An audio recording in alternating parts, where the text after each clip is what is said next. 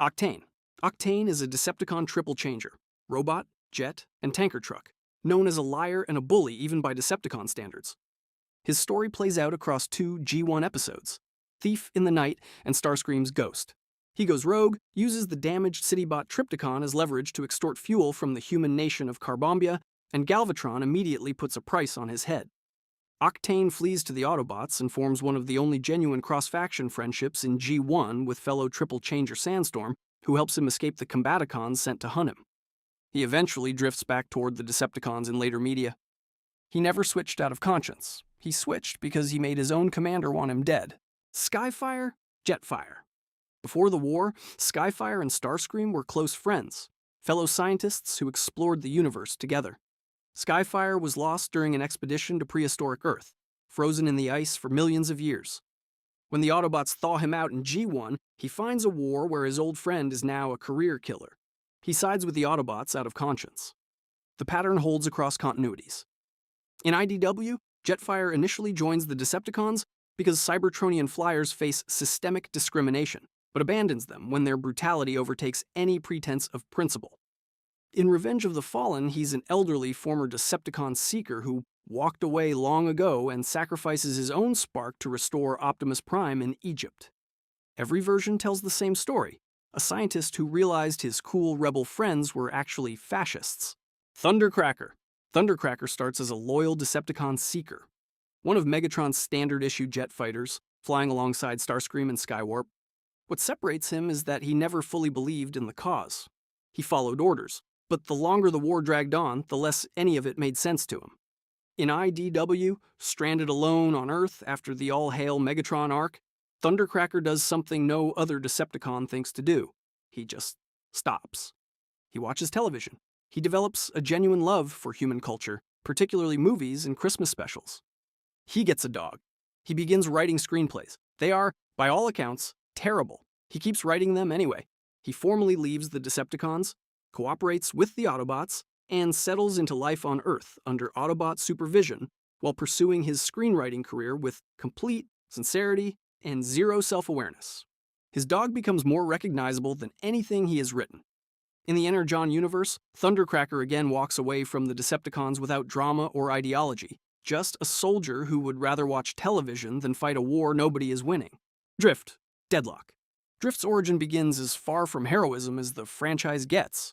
Born into poverty on Cybertron with no faction and no prospects, he joins the Decepticons under the brutal Commander Turmoil and becomes the enforcer known as Deadlock, one of the most feared soldiers on either side. He massacres Autobots. He executes retreating Decepticons. He is exactly what Turmoil built him to be. After disobeying orders, he is hunted by his own faction. His ship crashes on a remote world where he encounters Wing and the Circle of Light, a pacifist community of scholars preserving ancient Cybertronian martial arts and philosophy. What follows is a complete dismantling of everything Deadlock was. He abandons firearms entirely, trains in traditional sword techniques, takes the name Drift, and when Decepticons come for the Circle, he fights them off with the very discipline they tried to beat out of him. He eventually joins the Autobots and becomes one of Rodimus Prime's most trusted officers aboard the Lost Light. The full arc runs from street-level nobody to war criminal to sword saint, one of the most visually and narratively complete redemption stories IDW ever produced. Impactor. In War for Cybertron, Siege, Impactor begins as one of Megatron's most effective commanders, a propaganda symbol for the Decepticon regime, effective precisely because he is brutal and unquestioning. He is badly injured in battle and placed in the care of neutral medic Ratchet, who forces him to confront what Megatron's war has actually cost. Fighting alongside Ratchet against a Decepticon assault finishes the job. Impactor sacrifices himself protecting the Autobots, dying not as Megatron's executioner, but as something he never expected to become. Knockout. Knockout is a Decepticon medic in Transformers Prime who cares deeply about three things: fast alt modes, sadistic experimentation, and his own paint job. Ideology has never made the list. When the Autobots retake the Nemesis and Megatron disappears, Knockout makes his decision with zero hesitation. He walks onto the bridge and announces he wants to be on the winning team. To prove it isn't just talk, he immediately stuns Starscream with the Immobilizer relic and helps the Autobots secure the ship. He is the only Decepticon in Transformers Prime confirmed to fully defect, not waver, not negotiate, not hedge. Defect. It is pure self-interest dressed up as pragmatism, and he is completely charming about it. Clobber. Clobber is a Decepticon heavy in Transformers cyberverse, visually modeled after Lugnet, built for intimidation and blunt force. During the Quintesson invasion arc, she ends up fighting alongside Hot Rod and the Autobot resistance. The bonds she forms during that conflict are genuine. When the Quintessons are defeated, she formally joins the Autobots, one of the most straightforward friendship-driven defections in modern Transformers. Sixshot. Great shot. Sixshot is described in G1 as a one-robot army, a six-changer with no equal on the battlefield, deployed by the Decepticons as a living weapon of last resort. In Japanese, G1 continuity, specifically Transformers Victory, he resurfaces as Great Shot, same power, different badge, now fighting under the Autobot banner. It is one of the most obscure complete Decepticon to Autobot arcs in the entire franchise. Crystal Widow. Crystal Widow operates in the Transformers universe era as an Autobot espionage agent. Sleek Black Widow alt mode, manipulative personality. Built from the ground up for deception and infiltration. Her own teammates don't fully trust her because she used to be a Decepticon. Her file leans into it. The skills that make her valuable to the Autobots are exactly the skills she developed working for the other side. Megatron. Megatron switching sides is the single most disruptive thing IDW's Transformers comics ever did. Not because it was surprising, but because they made it work. After millions of years of war, Megatron arrives at a conclusion his enemies never expected, that the Decepticon cause has rotted into pure tyranny, indistinguishable from everything he originally claimed to be fighting against. He surrenders. He stands trial for war crimes. And then he accepts an Autobot badge, not as a trick, not as a strategic maneuver, but as a genuine act of accountability. The Autobots don't trust him. They shouldn't. He is restricted to diluted energon to keep him physically weakened and monitored constantly aboard the Lost Light, where he co-captains alongside Rodimus Prime on a quest neither of them fully believes in yet. What follows is genuinely earned. Megatron saves lives, confronts his own legacy, and in some continuities dies stopping a multiversal threat. In Earthspark, the same basic premise plays out in a different register. Megatron is a reformed ex-Decepticon working alongside Optimus Prime and the human organization Ghost to protect Earth, still arguing with Optimus about how far humans can be trusted, still carrying the weight of everything he built and destroyed. The badge he spent millions of years trying to eliminate is now on his chest. That image alone does more narrative work than most characters manage in an entire series. Sunstreaker. Sunstreaker was always the vain one, the Autobot who cared more about his finish than the mission. What IDW does with that vanity is considerably darker than anyone expected. After being captured by the human organization The Machination, Sunstreaker is decapitated and used as the template for an army of Headmaster-controlled clones, all networked through his still-conscious spark.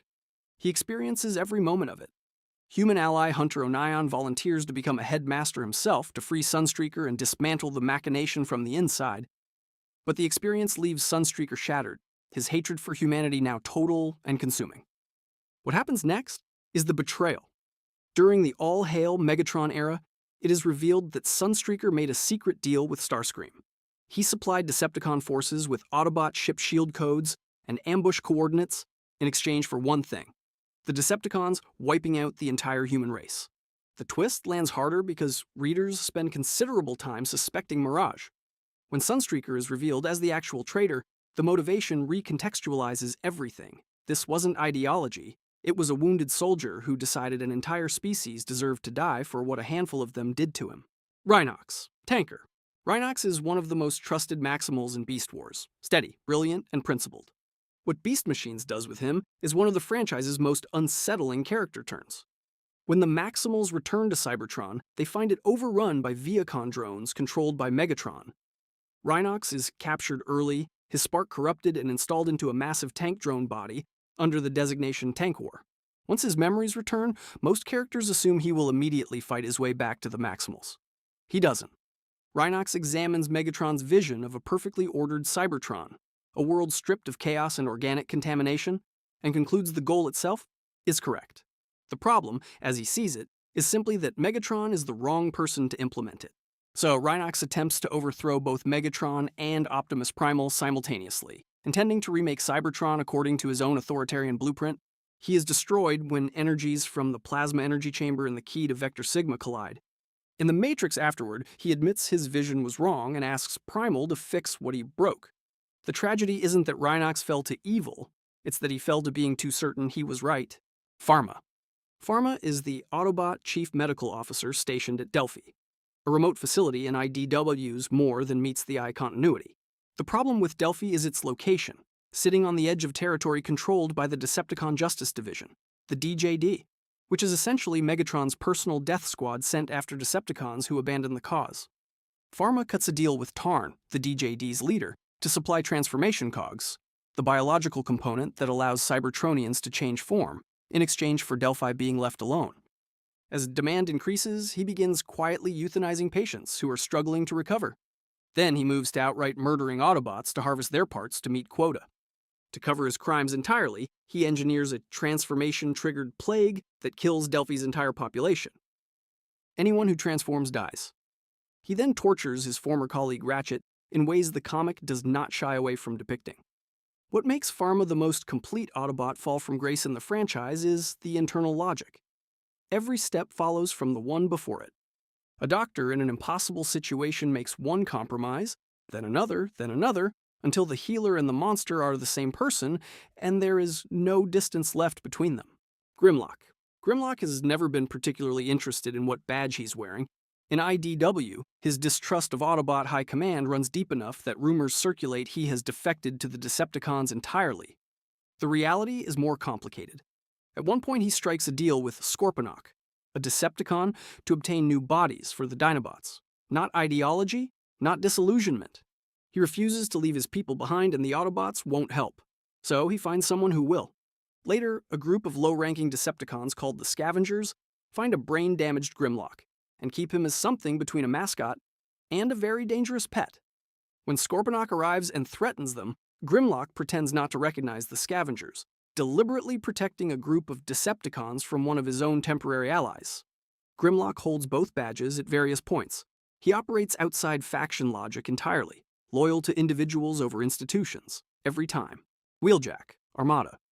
Transformers Armada gives Wheeljack a backstory built entirely on abandonment.